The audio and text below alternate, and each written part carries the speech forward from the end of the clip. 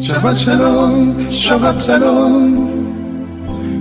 Tengan todos un feliz Shabbat Shalom, Shabbat Shalom. Regocíjate en Adonai. Shabbat Shalom, Shabbat Shalom.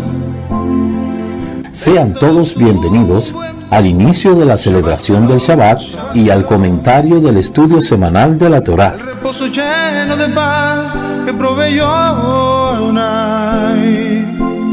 para su pueblo Israel. El Shabbat es el séptimo día de la semana, el día de descanso que ha escogido el Eterno para dedicarnos al estudio de su Torá. Desde el viernes al caer el sol, nos concentramos juntos en familia a cumplir con este mandamiento, como lo dice Bereshit, Génesis 2:3. Elohim bendijo el séptimo día y lo separó como Kadosh, porque en ese día Elohim descansó de todos sus trabajos que él hizo. Por eso los hijos de Israel guardarán el Shabbat, observarán el Shabbat por todas sus generaciones como pacto perpetuo. Es una señal entre yo y los hijos de Israel para siempre, porque en 6 días Elohim hizo el cielo y la tierra, pero en el séptimo día descansó. Shemot 31:17. Alza tu copa conmigo y declara: Baruch atah Adonai Eloheinu melech haolam vorepri agefem. Bendito seas tú, Elohim, Rey del universo, que nos ha dado el fruto de la vid, para declarar en este Shabbat Lejai, por la vida. Levanta tu sustento y declara conmigo: Baruch atah Adonai Eloheinu melech haolam amoxileken minja aretz. Bendito seas tú, Elohim, Rey del universo, que nos da el sustento de la tierra. Si deseas aprender sobre cómo celebrar el Shabbat, visite nuestra web www.ministeriodirectoalcorazon y recibirá el ceder de celebración, o contáctenos al WhatsApp 1-809-671-2593 o suscríbase a este canal Raíces Hebreas de la Fe. Continuamos con la introducción de la porción semanal de la Torá. Shabbat Shalom.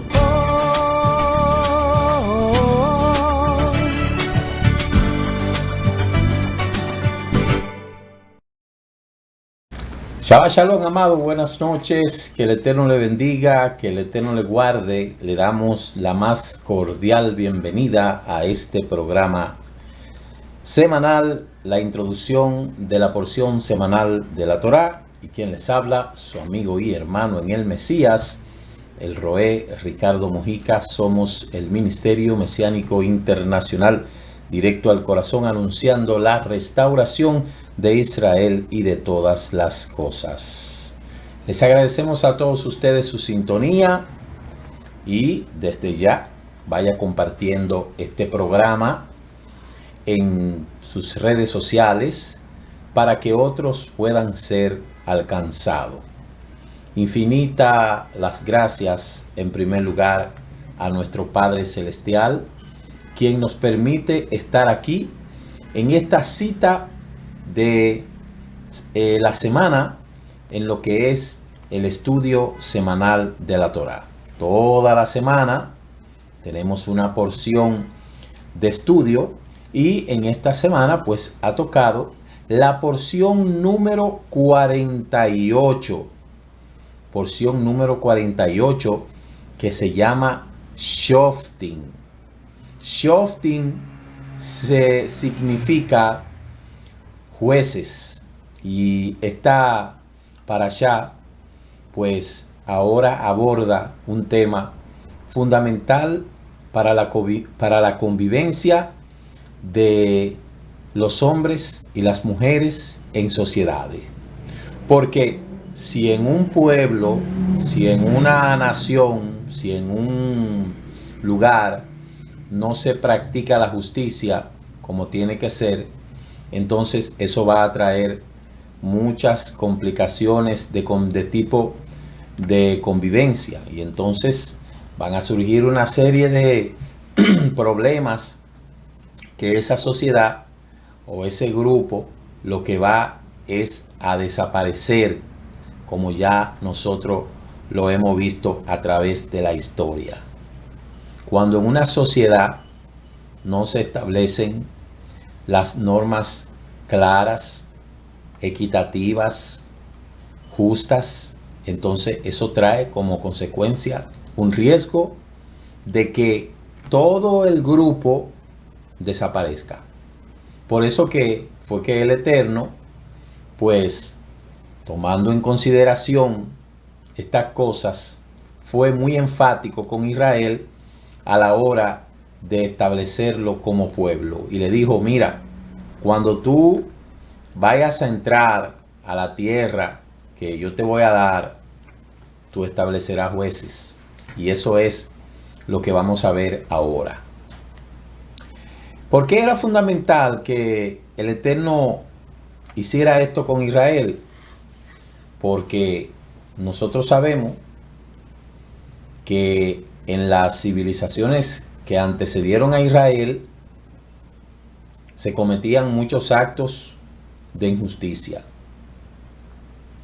Cuando el Eterno llama a Abraham de Ur de los Caldeos, y dicho sea de paso, ahí, según la historia universal, el primer país en donde se generó los primeros pasos para establecer un código de justicia fue precisamente en Babilonia.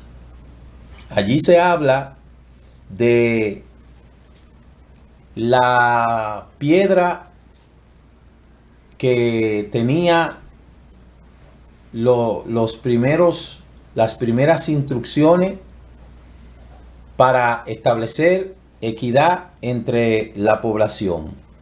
Si nosotros buscamos el primer rey de Babilonia, fue el que estableció precisamente el famoso código de Hammurabi, donde inclusive se hace alusión que de ahí en adelante es donde se establece ya un código como tal, o se dieron los primeros pasos. Eso fue en el 1894 antes de la hora común.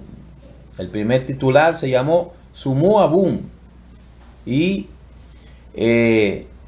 fueron el país que dio origen a lo que son las categorías de las leyes. Eso es un dato muy interesante que nosotros debemos de conocer, porque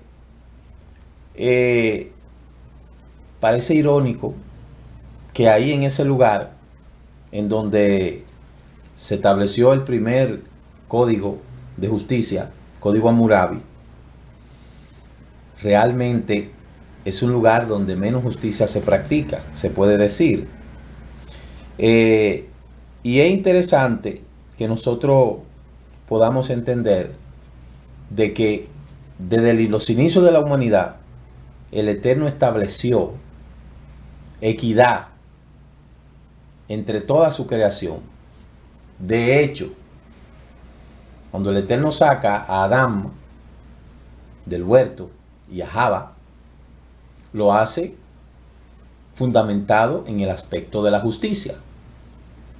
¿Por qué? Porque hay dos cosas que rodean el trono del Eterno. Uno es la misericordia y otro es la justicia. No se puede hacer justicia sin misericordia y no se puede hacer misericordia sin justicia. Así dice lo que es la Torah. Entonces, ese primer código, ustedes saben que las fechas dentro del aspecto histórico suelen variar. Unos aluden a que fue en el 1900 tanto, otros en el 1792 al 750, y fue donde ahí se erigió el primer paso para establecer un principio de justicia entre los hombres que obviamente habitaban la tierra. Allí las leyes que se establecieron, ese código de Hammurabi y su cuidado por el pueblo, que aunque Hammurabi pasó mucho tiempo de campaña, se aseguró de que la gente a la que gobernaba tuvieran bien cuidadas. Un título popular que se le dio a Hammurabi en vida fue el Evani Matin, el constructor de la tierra, por lo que muchos proyectos arquitectónicos y canales que ordenó construir en esa región. Nos toca a nosotros ahora establecer la contemporaneidad de Abraham. Si fue contemporáneo de Abraham, si no fue contemporáneo de Abraham. Eso es algo que resta por investigar. En el Museo de Londres, en el Museo de Historia de Londres, allí están los vestigios de muchos residuos de esa cultura. Allí está la tablilla de cuneiforme que enumera los nombres más antiguos de los reyes de Babilonia. Están muchísimas cosas, hay excavaciones que datan de esa época y de verdad que es interesante el poder nosotros conocer todo lo relativo a lo que es este tema. Entonces, Israel conocía perfectamente el aspecto de la justicia porque Israel fue cautivo. Israel duró 400 años en lo que son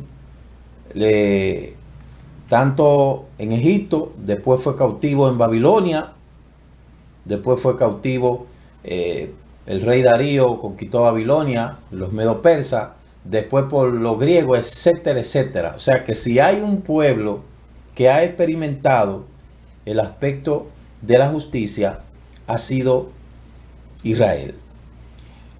Pero cuando el Eterno le dice a Israel, sal de ahí, de Egipto, y cuando tú entres allá, a la tierra que yo te voy a dar, tienes que establecer corte de justicia. Por eso yo he titulado este tema, este título, si no tienes misericordia con el que está por debajo de ti, no le pidas misericordia al que está por encima de ti. Que no se le olvide esa frase. Si no tienes misericordia con el que está por debajo de ti, no le pidas misericordia al que está por encima de ti. Interesante, ¿eh?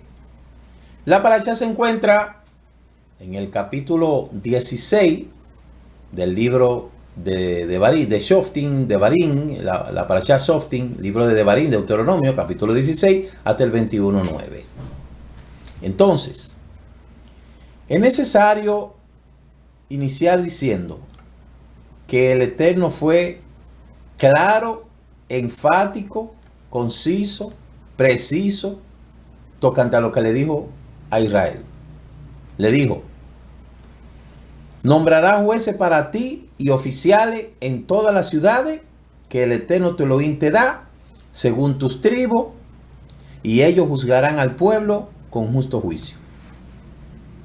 Ellos juzgarán al pueblo ¿cómo? Con justo juicio. Entonces, ¿qué es un juez? Un juez, como se dice en hebreo, shoftim, es una persona que ha recibido autoridad para pronunciar sentencia, pero bajo la autoridad de ¿quién? ¿Quién le da autoridad? Le da la autoridad el Estado, y luego le da la autoridad el Código Procesal Penal, los códigos de leyes que hay en cada país. En Israel, el perfil del juez tenía que saber dos aspectos. Tenía que tener conocimiento tácito, profundo, tanto de la Torá escrita como de la Shebeal Peh, o la Torá oral. tenía que ser un erudito para poder establecer la justicia como requería el pueblo. No podía ser un neófito. Obviamente, allí no había una universidad donde se iba a estudiar para ser juez. Allí no había un instituto. No, dice la Escritura, nombrarás jueces, una persona que tenga conocimiento tanto de la Torá escrita como de la Torá shebe'al peh, la Torá oral. Y recibe la autoridad ¿de quién? Del pueblo. En ese entonces, el pueblo le daba la escogencia, escogía a los jueces con su perfil, que sea docto, tenía que tener cierta característica personal. Aquí dice mucho, tiene que tener un perfil de ancianidad con experiencia, después de tener el conocimiento de la Torá, de ambas, tenía que tener experiencia, tenía que tener manejo de las situaciones que iba a enfrentar y sobre todo tiene que ser una persona que practique la justicia en sí mismo. No podía ser cualquier persona. Entonces, allí dice que establecerá jueces en todas las naciones. En todas las naciones. Había tres características. Es como si fuera que había tres salas. Había una que estaba compuesta de tres jueces, una de 23 y otra de 71 jueces. Y esto se calculaba por habitante. Una ciudad que tenía menos de 120 habitantes, tenían un beidín. Ya yo le enseñé que era un beidín. Un beidín estaba compuesto de tres personas que juzgan todo lo relativo a lo que es la halajá dentro del pueblo judío. Los aspectos religiosos son juzgados a través del beidín, así como establece un calendario civil para las fiestas, para lo que es las actividades productivas civiles, y hay un calendario festivo para las actividades que son religiosas. Existe el beidín, que es para el tribunal para juzgar asuntos religiosos de la religión judía, y luego existen tribunales civiles. Aunque el tribunal religioso incide mucho en Israel sobre el tribunal civil, pero actualmente Israel no tiene una religión que se puede decir que sea teocrática. Es decir, que ahora mismo los jueces son escogidos, no son seleccionados por el pueblo. Aquí tampoco, y en todos los países eso se hace a través de vínculos políticos, y ese es el gran problema que existen en todas las naciones. Se supone, por ejemplo, como en Estados Unidos, dicho sea de paso, yo desconozco poco, desconozco mucho lo que es el aspecto de la justicia y todo su espectro, pero en Estados Unidos los jueces son escogidos vitalicios, y esos jueces en muchos lugares son escogidos hasta que la muerte los separe. Se casan con eso ahí. No así en nuestro país, por ejemplo, donde hay cantidades de jueces que son escogidos, unos por concurso, tienen que tener un requisito previo para poder establecer ese lugar, porque se supone, por ejemplo, ¿quién escoge al Procurador General de la República? ¿Quién escoge al Procurador General de la República? Eso no lo escoge el pueblo. ¿Quién escoge a los jueces de la Suprema? Eso no lo escoge el pueblo. ¿Quién escoge a los fiscales? Eso no lo escoge el pueblo. Eso es un asunto político. Y es ahí donde al politizar en nuestros países todo el espectro jurídico, eso es lo que hace que se cometan las grandes atrocidades por aquellos que están llamados a que se cumpla la ley, son los primeros que la incumplen. Entonces, fíjese qué interesante, que Israel se le dice, no torcerá el juicio, no hará excepción de persona, ni tomará soborno, porque el soborno ciega los ojos del sabio y pervierte las palabras del justo. El soborno, ¿qué es el soborno? El soborno en países como el nuestro es el pan nuestro de cada día. Allí o aquí, en países como el nuestro, en Latinoamérica, el que no tiene dinero sencillamente se embromó. Como dicen por aquí, se fuñó. Se perdió. Porque ese es un don nadie. Y ese no tiene quien, ese no tiene doliente. Y esa es la gran situación que existe en los países de Latinoamérica.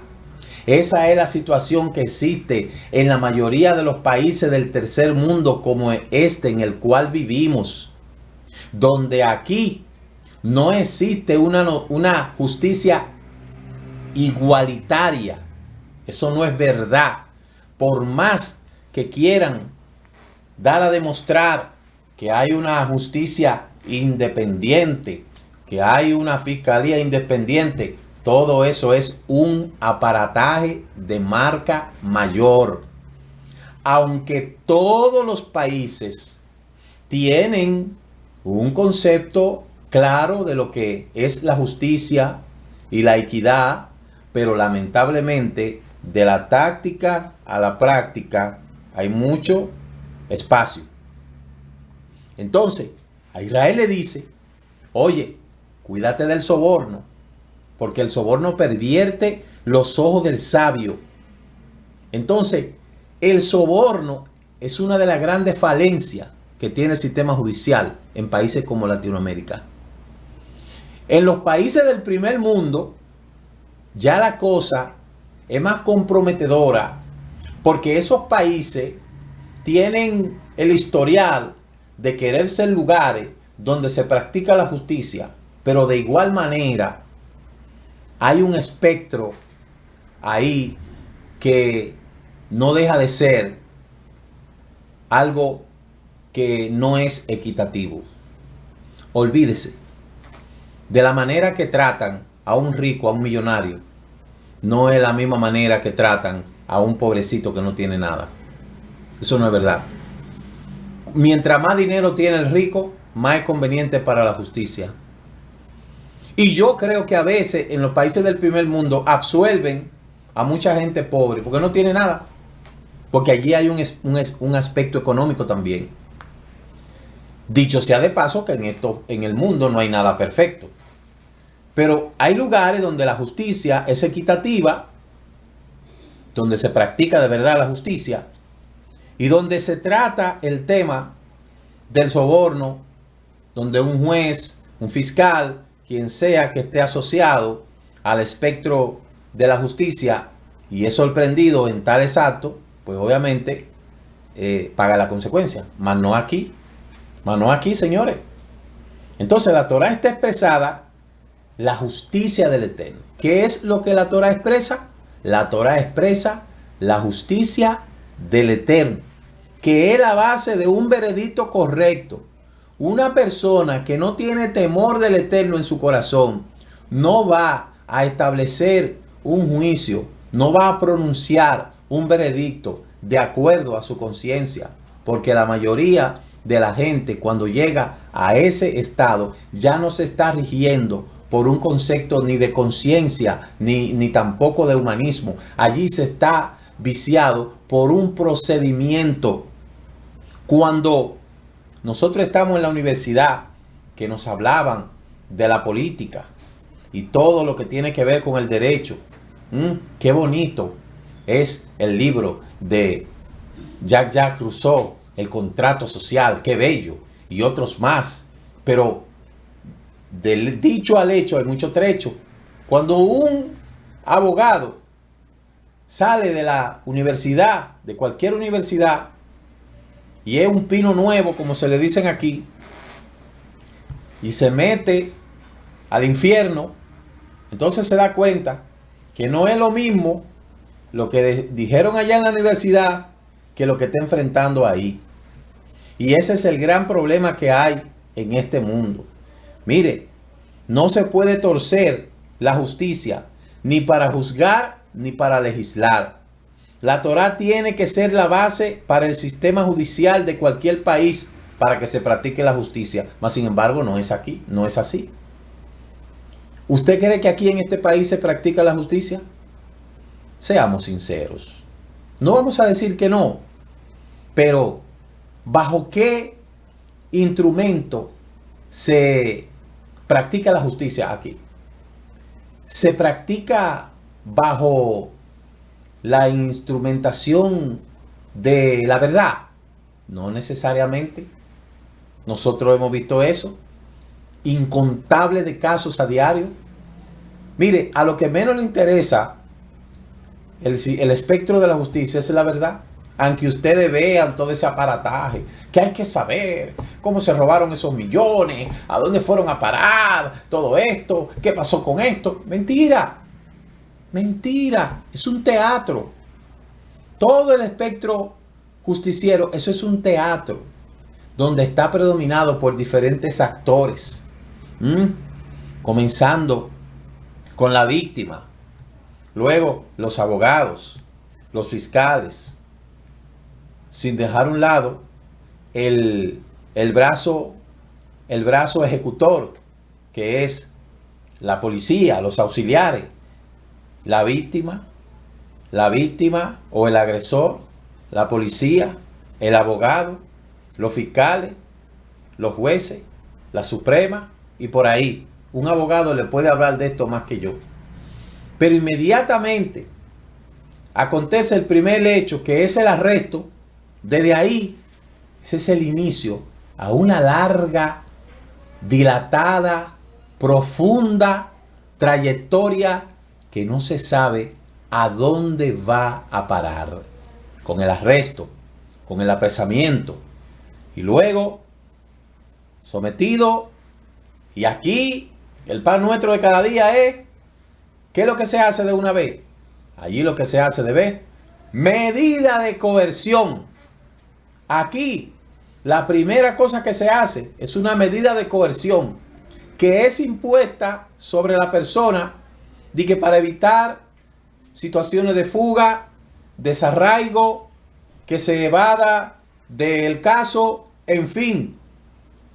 3 meses de coerción, 1 año de coerción, pero hay mucha gente que ha fallecido simplemente con una medida de coerción, y pasan años y vienen años, y eso es un pandemonio. Y los que trabajan en ese aspecto saben perfectamente de lo que yo le estoy hablando. Los abogados, los juristas que me están mirando en esta noche saben de lo que yo le estoy hablando. Ahora bien, dice que hay una sola justicia verdadera, y esa justicia ha sido revelada de 2 maneras: a través de la Torá de Moshe y a través de Yeshua, como dice Romanos capítulo 3 verso 1. Pero ahora, aparte de la Torá, la justicia de Elohim ha sido manifestada, atestiguada por la Torá y los profetas. La justicia buscará para que viva. Óigame esto. En la mayoría de los países del primer mundo, ya yo no sé si eso se está usando, pero se utilizaba esos países que fueron fundamentados sobre teorías de religiones, como por ejemplo que eran de una creencia tal o de tal creencia religiosa. Se utiliza la Biblia. ¿Jura usted decir la verdad y solamente la verdad? Hay que ver qué tipo de traducción es, porque cuando viene a ver ni es Biblia. Porque el poner supuestamente la mano en la Biblia y decir, jura usted decir la verdad y nada más que la verdad, con eso estaba respetando supuestamente el libro más sagrado del mundo. Mas sin embargo, poniendo la mano en ese mismo libro tan sagrado, supuestamente, es viciado. Ya yo no veo que eso se haga, sino que simplemente levanta la mano en un juramento. ¿Jura usted decir la verdad y solamente la verdad? Sí. Decir mentira ante un juez en Estados Unidos es perjurio y eso conlleva una pena más radical. Pero aquí eso se usa solamente como instrumentación. Pero a muchos se le olvida que el Eterno dijo que no debemos jurar ni por el cielo ni por lo que está en la tierra. El juramento es algo que se utiliza como protocolo cuando se inviste una investidura. Va a la universidad, van a investir a los egresados allí al concluir una carrera, un entrenamiento, y se usa el juramento como algo protocolar, pero nadie cumple con eso. Sin embargo, mucha gente se le olvida que ese juramento que hicieron, lo hicieron delante del Creador. Y para aquellos que creen que las palabras se las lleva el viento, las palabras no se las lleva ningún viento. Cuando un abogado es ya juramentado, juran ustedes ser partícipe de la justicia, defender la verdad y qué sé yo qué, y bla, bla, bla. Y cuando van a instalar al juez de la Suprema o a quien sea o al funcionario, cuando el doctor termina su ejercicio y luego va a graduarse, de una vez el nombramiento, jura usted. Embustes. Faltan a ese juramento que ellos mismos con su mano derecha, supuestamente hacia el cielo, dijeron que iban a ser fiel y no son fiel. Y ellos se creen que eso no está apuntado por ahí. Así mismo, como el abogado es tan táctico para hacer toda su trampa y toda su cosa, así mismito, toda la cosita, yo creo que hay un Malas, nada más, escribiendo a todo ese aspecto de ley, hay un Malas que se encarga de escribir todo eso. Porque por mucho que usted vea que se cometen y que viran y que tronchan, al final hay esa facturita ahí anotada. ¿Por qué? Porque nadie en este mundo escapa. Entonces, no plantará, dice, la justicia buscará para que viva y posee la tierra que el Eterno te lo te da. La justicia es un sinónimo de vida. Óigame bien, la justicia es un sinónimo de vida. El practicar la justicia prolonga la vida sobre la tierra. El practicar la injusticia corta la vida en la tierra. Y eso es un llamado que el Eterno nos hace para que nosotros practiquemos la justicia, comenzando desde nuestro hogar. Hay un reclamo de parte del Eterno que le hace a cada persona para que se cuide de practicar la justicia como es. Hay una gran frase de un gran célebre: sed justo es lo primero si queréis ser feliz. Pero ese de la boca para afuera. Vaya a decir esa frase a donde están todo ese espectro. Yo creo que cuando comiencen a hundirse los sitios y comienza a caer fuego y el Gehinnom comience a abrirse, yo creo que en los primeros lugares donde se va a comenzar a abrir la tierra en todos los países, es ahí, en esos lugares donde está todo ese espectro, donde se practica toda clase de injusticia. En nombre de la propia justicia se comete injusticia. Yo creo que cuando los juicios comiencen a caer y comiencen a hundirse, que caigan vivos al Gehinnom esos lugares, yo creo que va a ser en esos lugares donde van a practicar todo tipo de cosas en detrimento del inocente, favoreciendo al culpable. Entonces, esto que nosotros estamos hablando es muy serio. Es muy serio lo que la Torah está diciendo. La Torah advierte que nosotros como seres humanos debemos de practicar la justicia. Ok, justo no vamos a hacer 100%, pero si en un examen se pasa con 70, en cuanto a lo que es la práctica de la justicia, nosotros tenemos que pasar ese examen. Si no, acuérdense de esta frase, acuérdense de mí esta frase. Si tú no tienes misericordia con el que está por debajo de ti, no le pida misericordia al que está por encima de ti. Esta frase la aprendí yo, surgió la primera vez que yo estudié esta parashá. Repito, si no tiene misericordia con el que está por debajo de ti, no le pida misericordia al que está por encima de ti. Si tú siendo un juez, si tú siendo una persona que está llamada a practicar la justicia, no la practica, date cuenta que algún día en tu vida te va a llegar a ti el momento en que vas a tener que pedirle justicia al Creador. Y de la manera que tú trataste al que estaba por debajo de ti, de esa misma manera el Eterno te va a tratar a ti. Entonces, hay que reconsiderar nuestro comportamiento. Y eso es siempre lo que siempre yo le he dicho. Hay que considerar nuestro comportamiento. Y nosotros, en la medida de lo posible, tenemos que hacer lo correcto. Y no troncarle la justicia a nadie. Y no favorecer al culpable para condenar al inocente. No se puede fustigar al inocente para justificar al culpable. Por eso yo le digo, yo soy hijo de un abogado. Mi papá era abogado. Y mi papá era notario, abogado notario. Y yo vi la vida de mi padre desarrollarse desde que yo era muy pequeño, ¿verdad? ¿Y qué pasó? Mire cómo es la vida de cada persona, de cada abogado, de cada abogada, de cada juez, de cada fiscal, todo el que está relacionado a ese asunto. Obviamente, no todos son iguales.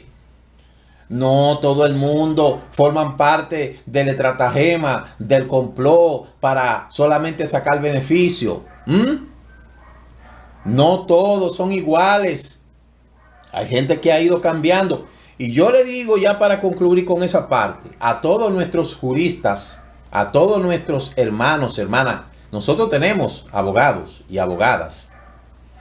Y en la medida de lo posible, yo siempre le vivo instruyendo a que tienen que tener cuidado con sus trabajos. No todos los trabajos se cogen. Y donde la persona, si verdaderamente, porque usted sabe que el abogado es muy filósofo o muy filósofa, sabe mucho, se le cataloga como una persona que es culta, una persona que se la sabe toda, y la que no se la sabe, se la inventa. Pero eso es en cuanto a lo que es el intelecto. El ponerse una toga, un birrete, irse allí ante un estrado, si es juez, y ya usted sabe, ponerse con el pecho abierto y cada vez que él entra, ese es su escenario, la sala de audiencia, ese es el escenario, ese es el lugar sagrado, pero de eso no está compuesto el mundo, de eso no está compuesto la vida. Acuérdese que una cosa es allá adentro y otra cosa es aquí afuera. Y por eso es que usted ve que la gente cae en una de tanta desgracia, en unas desgracias, que eso es terrible. ¿Sabe por qué? Porque todo en esta vida se paga. Entonces yo por eso siempre les recomiendo, mire, en esta haftará la va a exponer una de las abogadas de nosotros. Porque ella o ellos es que tienen que exponer esa haftará, porque ellas y ellos sí pueden hablar más profundo del tema que estamos hablando. Yo, como conocedor en teoría de muchos aspectos, puedo hablar relativamente a ciertos procesos, pero no soy un perito en la materia. Ahora bien, hay que practicar la justicia y en la medida de lo posible hay que procurar cumplir la voluntad del Eterno, entendiendo de que nosotros estamos en este mundo y que no todo en este mundo es para siempre. Entonces, el abogado, el doctor en leyes, la licenciada, el licenciado, el juez, quien sea. También están los fiscales, la misma policía, todo el que forma parte de ese engranaje que se pase de la raya, usando su autoridad y usando su conocimiento y su investidura para atropellar la justicia, para pisar al inocente y absolver al culpable, tendrá su recompensa. Tarde o temprano tendrá su recompensa. Entonces, hasta este punto hemos concluido con ese tema de lo que es la justicia. Mire, hay un aspecto que habla acerca de lo que es la advertencia contra la idolatría. Dice: no plantará para ti un árbol de culto de cualquier clase junto al altar del Eterno que hagas para ti. No levantará para ti pilar. Oiga bien. Y no sacrificará al Eterno buey cordero que tenga defecto. Y ahí la parashá habla en el tema de los sacrificios, donde el Eterno entonces le dice: cuídate de tú hacer todas estas cosas. Le habla que el hombre que proceda con presunción no escuchando al Cohen, pues morirá irremisiblemente, ¿verdad? Y dice que si un hombre ha cometido pecado digno de muerte, se le ha dado muerte, lo ha colgado de un árbol. Aquí se habla de primero dar muerte al culpable y luego colgarle en un árbol. Estamos hablando en cuanto a lo que es la instrumentación y la práctica de la justicia. Allí se habla de lo que es el castigo.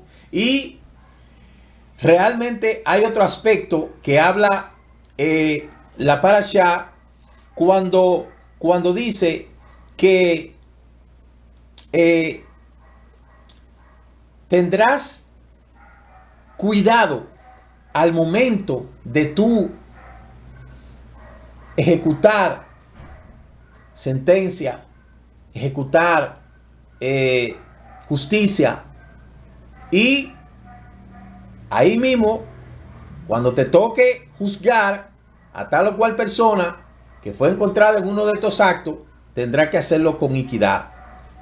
La parashá entra en otro aspecto relevante, donde dice que darás la primicia de tu mosto, de tu aceite, del primer esquileo. Aquí estamos hablando de lo que comentábamos el miércoles sobre lo que es la dedicación al levita. De eso no voy a hablar porque ya hemos dicho claramente lo relativo y lo concerniente a eso. El trabajo del levita, de lo que debe de hacer, el trabajo espiritual.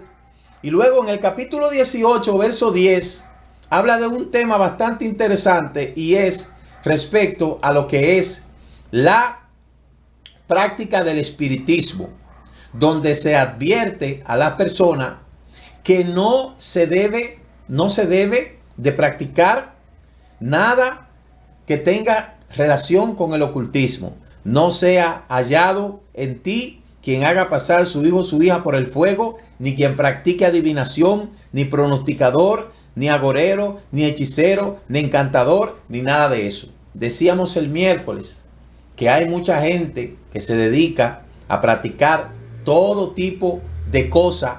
Se dedica a practicar todo tipo de hechicería, comienzan a practicar todo tipo de cosas, lo cual el Eterno ha condenado, lo cual el Eterno ha censurado. Por eso yo le digo a usted que hay muchísimas cosas que los hombres hacen, que luego vienen desgracias sobre ellos, luego todas esas maldiciones vienen sobre ellos. ¿Y sabe qué? Entonces esas cadenas que fueron producto de toda esa práctica con la hechicería, entonces eso hace que las generaciones caigan en una cadena terrible de eventos, sucesos, suicidio, asesinato, accidente. ¿Por qué? Porque no se puede estar jugando con el ocultismo. Hay una larga lista de advertencia tocante a lo que es la práctica de estos pecados que se convierten en atadura. Y por ende, el Eterno le advierte que deben de tener mucho cuidado con las prácticas de estas cosas. Como por ejemplo, estar envueltos en sectas, filosofía de ciencias mentales o meditación trascendental. Habla del ocultismo, de la brujería, del horóscopo, la astrología, la adivinación, los amuletos, los agüeros, las creencias en planta, lectura de la mano, clarividencia, suerte, sortilego, brujo, todo eso de trance, falsa dedicación, vírgenes, dioses, entierros, parapsicología normal, idolatría, hipnotismo. Todas estas cosas están prohibidas por la Torá. Y toda persona que tiene contacto con ese tipo de cosas está poniendo en juego la salud espiritual de él, la salud espiritual de sus hijos, la vida física de él y la vida física de sus hijos. Esto hace que la persona se meta en un mundo oscuro y comiencen a tener incredulidad, falsas visiones, pesimismo, frustración, visiones y fantasía, insomnio, autojustificación, necedad, suicidio y todo tipo de cosas que se desprende de ahí, porque esto se convierte en una maldición. Y toda persona que tiene contacto con ese tipo de cosas tiene que realmente tiene que pensar considerablemente en todos los daños y efectos que trae eso sobre la vida de la gente. ¿Usted cree que para este tiempo hay gente metido en lectura de la palma de la mano, en horóscopo, lectura de naipe, hipnotismo, control mental? Hay gente metido en brujería, tabla de Ouija, práctica de conjuro, astrología, meditación y todo tipo de cosas. Y todo eso, ¿a qué conlleva?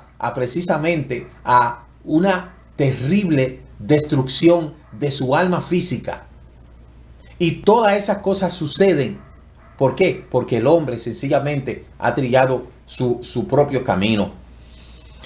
No se ha hallado en ti quien haga pasar su hijo o su hija por el fuego, ni quien practica adivinación, ni pronosticador, ni agorero, ni hechicero, ni encantador, ni medio, ni espiritista, ni quien consulte a los muertos.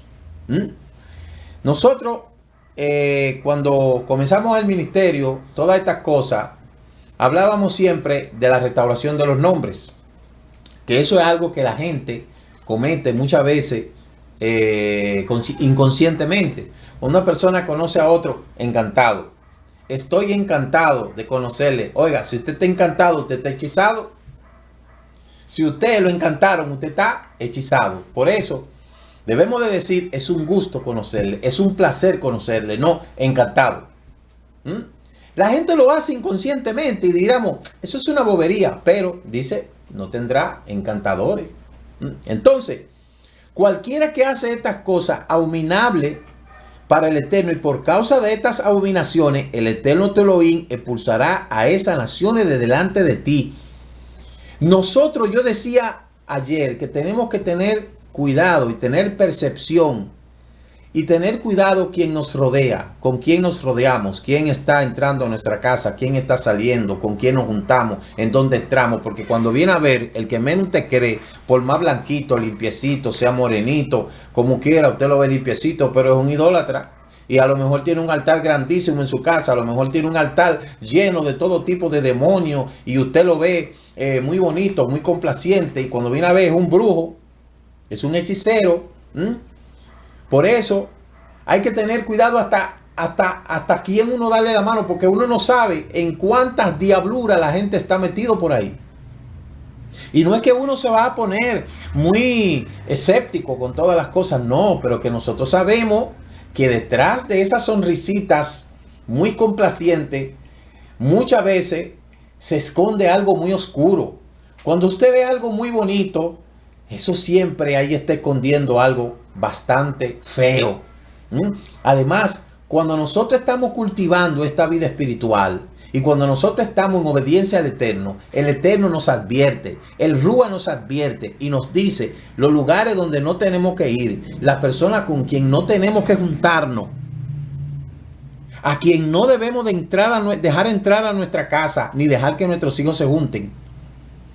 Porque el Rúa hace que uno discierna todo ese tipo de cosas. Usted sabe que aquí en nuestro país, en cada país, hay lugares específicos en cada país donde han sido destinados para la práctica de la brujería. En cada país sabe dónde viven los brujos, cómo se llama la bruja, cómo está el hechicero, qué hace. La gente sabe dónde está eso. La gente sabe a dónde ir a hacer maldad, a hacer daño, a hacer brujería, a hacer hechicería, a hacer cuantas cosas. La gente sabe quién identifica los ensalmadores, los que van a los negocios, para ensalmarte, para mira, echarte esta agüita, o para darte este perfumito para que te libres del mal, o este amuletico, o esta cadenita, o este resguardito. La gente sabe dónde es. Y todo el que está haciendo eso sabe que está lejos del alcance del Eterno y es reo de juicio. Porque yo nunca he visto a un brujo rico. Los brujos viven dando números de lotería, de palé, de qué sé yo qué. Sin embargo, ellos viven en la pobreza. Yo no he visto la casa que hieda más, hieda, que la casa de donde se practica la hechicería. Yo no la he visto. Yo no he visto el lugar donde hieda más suciedad como en un lugar donde se practica la brujería, la hechicería. Por más limpio, por más que limpien, por más que echen agua, por más que usted vea a la gente blanquita, porque en esos países por ahí usted ve mucha gente blanquito, perfumadito, pero desprenden un olor nauseabundo, putrefacto. ¿Por qué? Porque su alma está perdida en la idolatría. Y muchas veces no congeniamos. Hay personas que usted no congenia con ellos. ¿Por qué? Porque usted tiene una luz que le molesta. Por eso usted no cabe en todos los grupos, ni cabe en todos los lugares, ni va a compactar en todos los trabajos, ni va a poder estar en todos los sitios. ¿Por qué? Porque donde hay tiniebla y llega la luz, ahí se desprende un problema. Y por eso es que nosotros debemos de pedirle al Eterno cada día que nos ayude a estar en el lugar que nosotros tenemos que estar. ¿Sí le digo? Entonces, esto es un asunto serio. Otro tema es el aspecto de cómo entran todas estas influencias a nuestra casa. Antes entraban por dos aspectos o por tres aspectos: por la ropa, por las personas y por la televisión. Pero resulta que ya nadie ve televisión. Resulta que ya todo se compra en Shein, en Temu, en qué sé yo qué, ¿verdad? Pero ahora tenemos toda esta cosa metida en los celulares. Ahí hay de todo.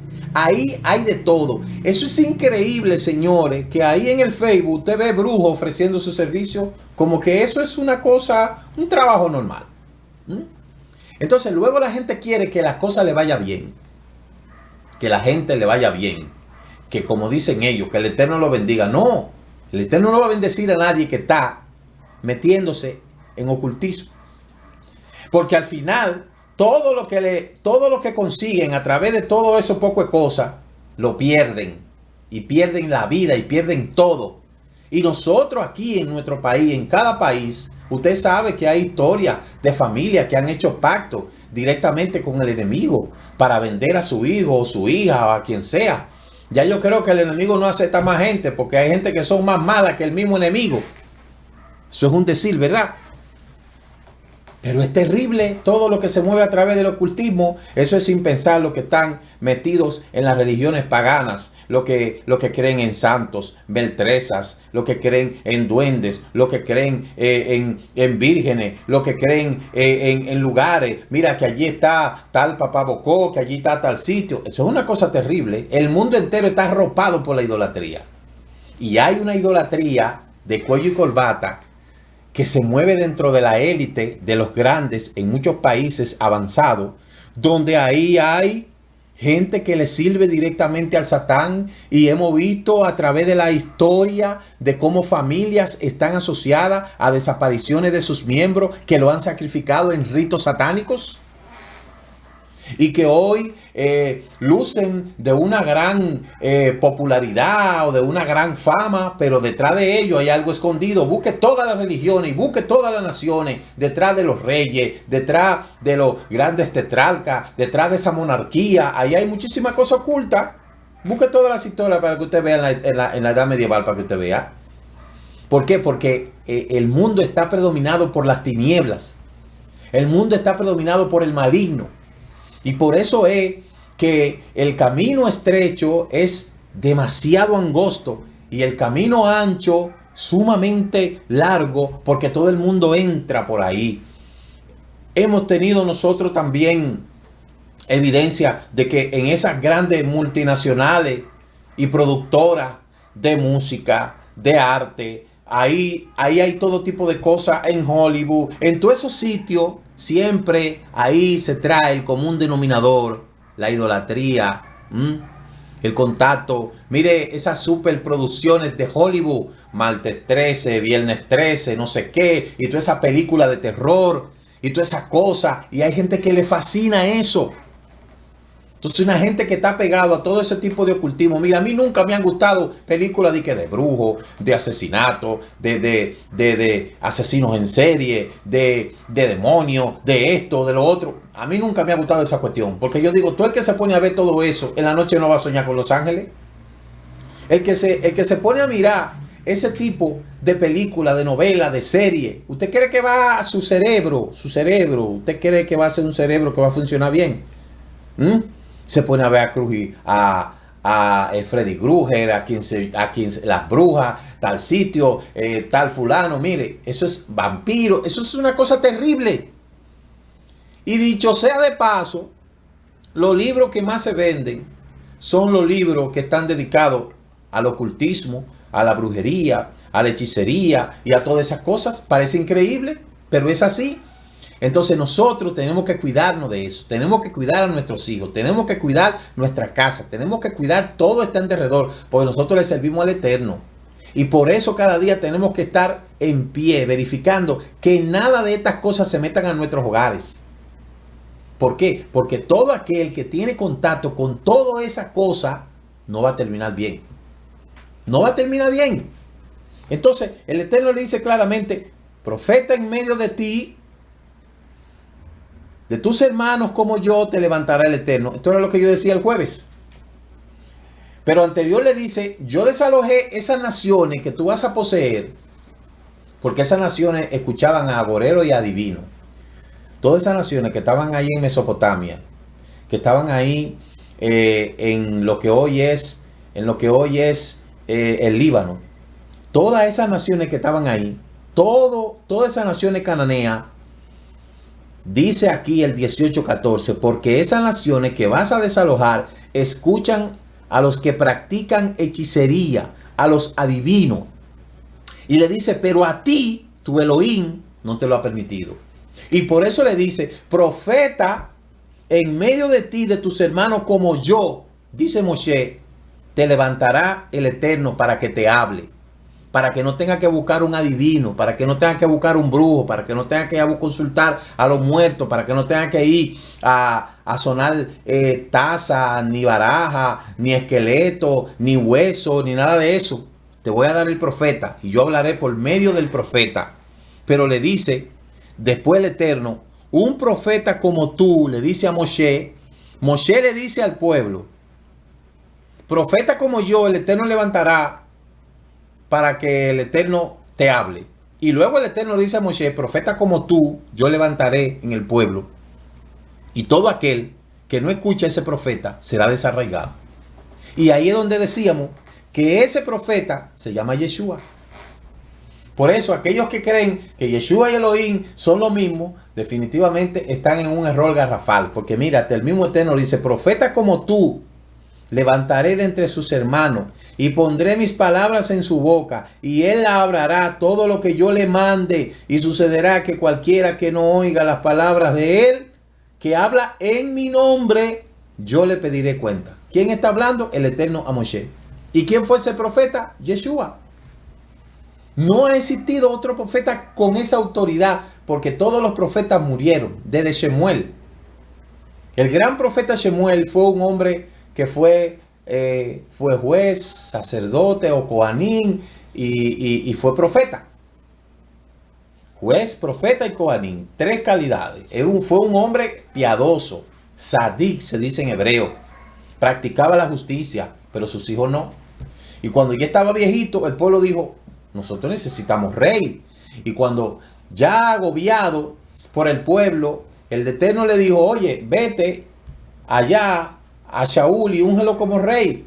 Y ustedes saben lo que pasó con el rey, el primer rey de Israel, Shaul, que lo último que hizo fue a consultar a una divina en Endor para que vayan a pedir a Shemuel y ven un demonio con apariencia de Shemuel y le dijo la verdad. Oye, ¿para qué tú me estás mandando a buscar si tú sabes que el Eterno te rechazó? Entonces la gente va a donde Hasatán para que Hasatán le diga la verdad que ya el Eterno le ha dicho.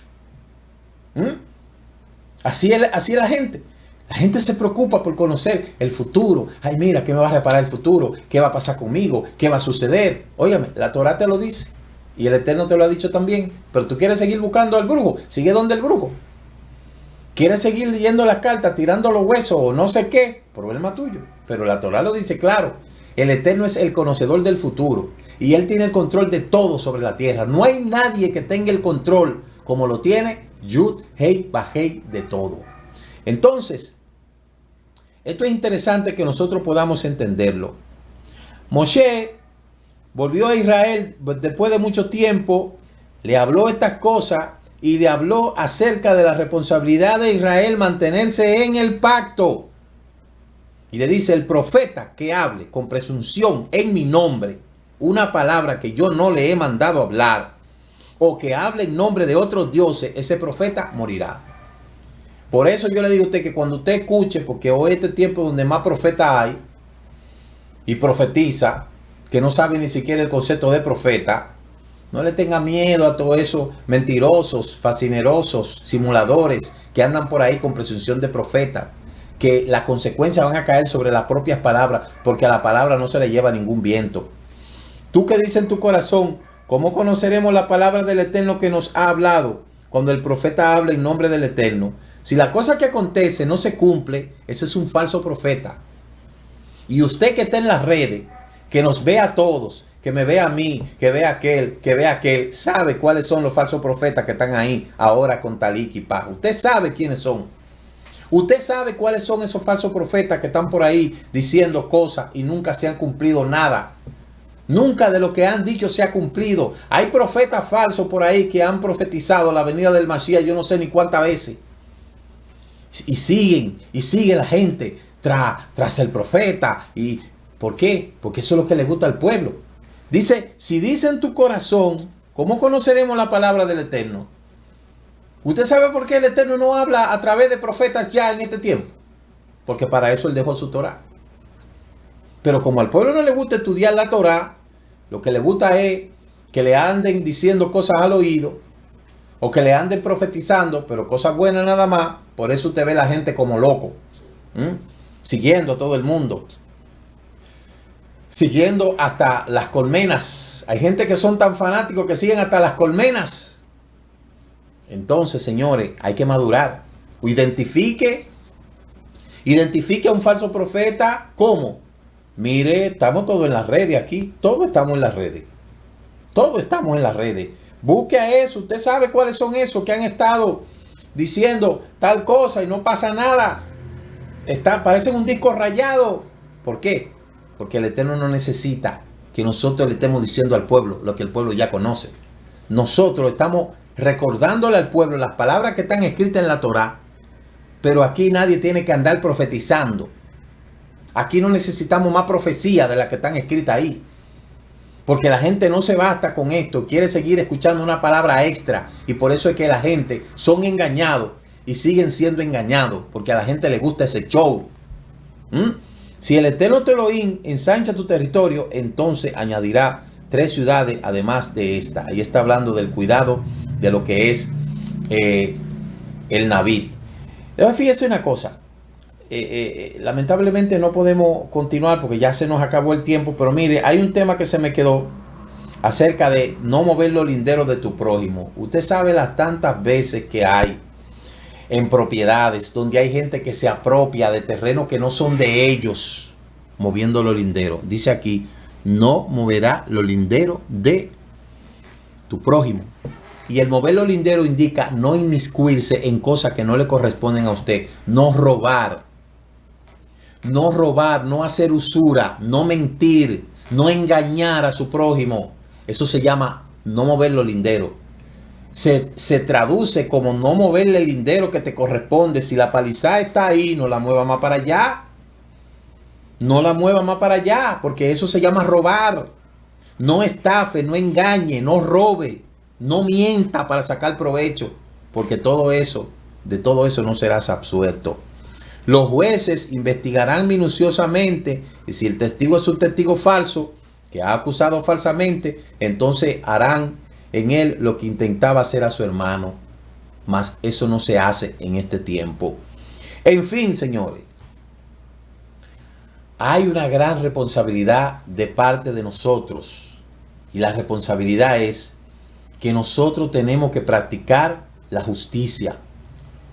Tenemos que practicar la justicia con nuestras familias, con nosotros mismos, con nuestras familias, en todos los lugares, donde quiera que esté. Por favor, seamos lo más justos posible y no practiquemos la injusticia, porque acuérdese lo que le digo,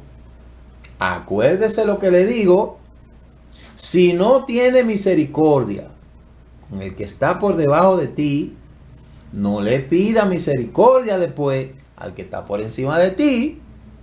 De la misma manera que tú tratas a tu prójimo, de esa misma manera el Eterno te va a tratar a ti. Mañana continuamos. Shalom, shalom. Shabbat Shalom, Shabbat Shalom.